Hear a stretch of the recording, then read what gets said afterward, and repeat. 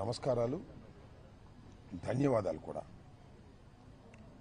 ఎందుకంటే సుమారుగా 20 రోజుల నుంచి జరుగుతున్నటువంటి కార్యక్రమాలను ప్రజలకు అందజేయటంలో సరే కొంతమంది నెగిటివ్గా, కొంతమంది పాజిటివ్గా, కొంతమంది న్యూట్రల్గా అందించారు. ప్రజలు చాలా వరకు వాస్తవాలను అర్థం చేసుకున్నారు. అయితే 1వ తారీఖు రాత్రి 10:20 నిమిషాలకు నల్లపాడు పోలీసులు నన్ను అరెస్ట్ చేసి కోర్టులో ప్రొడ్యూస్ చేసి రిమాండ్కు తరలించి మళ్ళా 18వ తారీఖున నేను ఆనరబుల్ కోర్టు వారి ఆదేశాలతో నేను రిలీజ్ అవ్వటం జరిగింది. ప్రధానంగా ఈ పత్రికా సమావేశాన్ని ఏర్పాటు చేయడానికి గల కారణం ఏమిటంటే మొత్తం వర్షం జరిగిన వాస్తవాలన్నిటినీ కూడా ట్రాన్స్పరెంట్గా నా గొంతుతో రాష్ట్ర ప్రజానీకానికి వినిపించాలనే ఆవేదనతో నేను ఈ మీడియా సమావేశాన్ని ఏర్పాటు చేయడం జరిగింది. ఈ 18 రోజులు నాకు మాట్లాడే అవకాశం లేదు జ్యుడిషియల్ రిమాండ్లో ఉండటం వల్ల. అయినా నా కుటుంబ సభ్యులు, నా కూతుళ్ళు, నా కూతురు సాధ్యమైనంత వరకు ప్రతి విషయాన్ని కూడా ప్రజలకు ఎక్స్ప్లెయిన్ చేసేటటువంటి కార్యక్రమం చేశారు. అయినా ఇంకా కొన్ని విషయాలను ప్రజలకు అర్థమయ్యే విధంగా, మరి ముఖ్యంగా ఈ రాష్ట్రంలో న్యూట్రల్గా ఆలోచించేటటువంటి వ్యక్తులకు, మేధావులకు, ఏ రాజకీయ పార్టీలో ఉన్నా వారందరికీ కూడా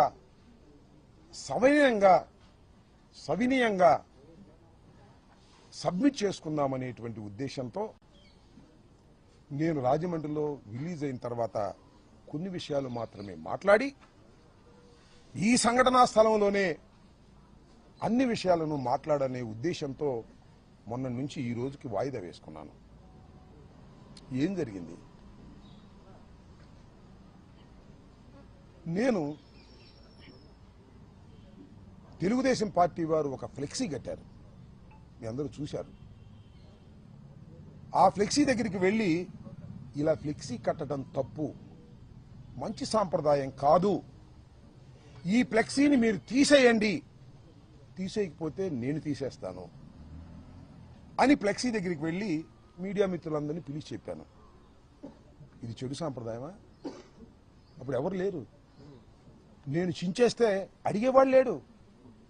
చించటం మంచి సాంప్రదాయం కాదు, రెచ్చగొట్టడం మంచి సాంప్రదాయం కాదు, ఇలా మా మీద మీరు ఫ్లెక్సీలు కట్టడం తప్పు, మీ గొప్పతనాన్ని గురించి కట్టుకోండి, చంద్రబాబు గొప్పవాడని కట్టుకోండి, జగన్మోహన్ రెడ్డి గారిని దూషిస్తూ, సుబ్బారెడ్డి గారిని దూషిస్తూ, కరుణాకర్ రెడ్డి గారిని దూషిస్తూ మీరు కట్టకండి తప్పు అని చెప్పాలని ఆవేదనతో నేను వెళ్ళానే. వెళ్ళి చించేయలేదే, చెప్పాను, వచ్చేశాను. ఇది జరిగినటువంటి అంశం.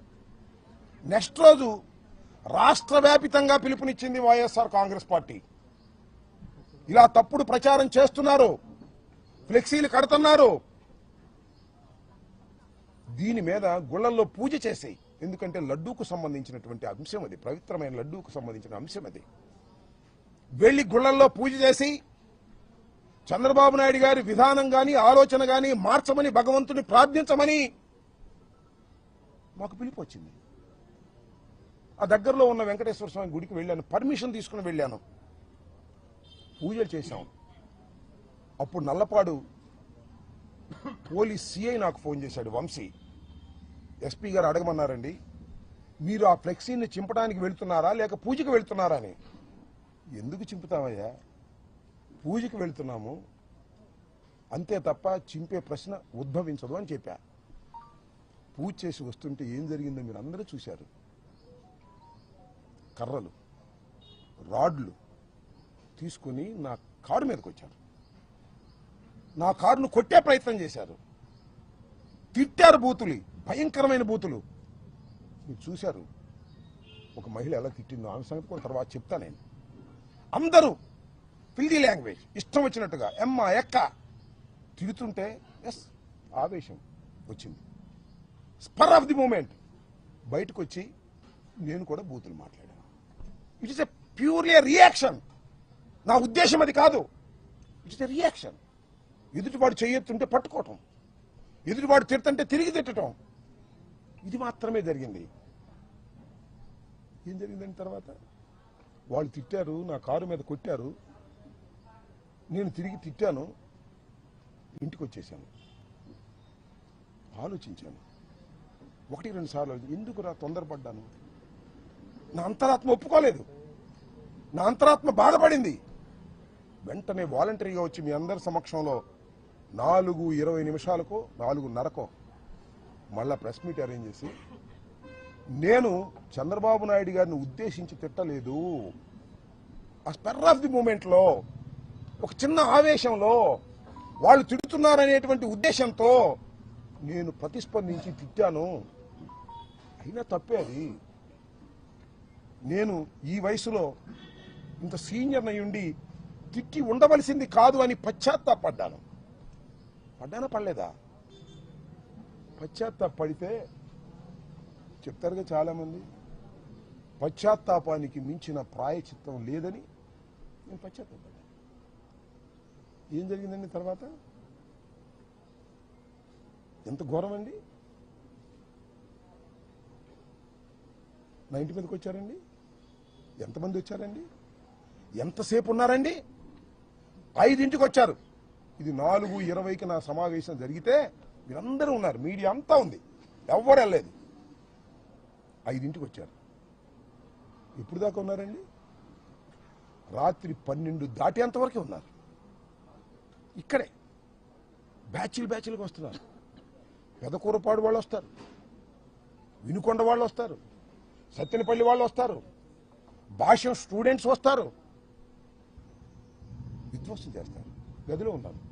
10-20 నిమిషాలకు తీసుకెళ్లారు. నా ఇంటి మీద నా పిల్లలు ఉన్నారు, నా మనవాళ్ళు ఉన్నారు, తరిమారు, పగలగొట్టారు. పోలీసులు లేరా? అందరు పోలీసులు ఉన్నారుగా. ఆపే ప్రయత్నం చేశారా? 1 గంట కాదు, 2 గంటలు కాదు, ఇంతకుముందు కూడా దాడులు చూశాం. వస్తారు, స్పరావతి కొట్టప్పుడు కొడతారు, పారిపోతారు. అలా కాదు ఇది, అలా కానే కాదు ఇది. 7 గంటల సేపు కరాళ నృత్యం చేశారు ఇక్కడ. ఎవరి మద్దతుతో చేశారు? ఇక్కడ పోలీసుల మద్దతుతో చేశారు. రక్షించవలసిన వాళ్ళు పోలీసులు, హింసాత్మక సంఘటనలు చేస్తున్న వాళ్ళు తెలుగుదేశం గూండాలు. పోలీసు గూండాలు ఏకమైపోయారే, ఎక్కడ చూశారా? ఇప్పుడన్నా విన్నారా? పోలీసులు గూండాలు ఏకమైపోయి అతి దారుణంగా పగలగొట్టే కార్యక్రమం చేశారు, కొట్టే కార్యక్రమం చేశారు. ఈ ధర్మమైన ప్రజాస్వామ్యంలో నేను అడుగుతా ఉన్నా, రాష్ట్ర ప్రజానీకాన్ని అడుగుతా ఉన్నా, సుఖంగా జీవించాలని కోరుకునేటటువంటి పౌరులను అడుగుతా ఉన్నా. సిఐలు పర్యవేక్షణ. ఎందుకంటే ఇక్కడికి వచ్చిన వాళ్ళ మీద మళ్ళీ ఎదురుదాడి చేస్తారేమో వైఎస్ఆర్ కాంగ్రెస్ పార్టీ వాళ్ళని. బయటే వాళ్ళని కొట్టి పంపించారు, నన్ను చూడటానికి వచ్చేవాడిని. మీకు చిత్రం చెప్పనా?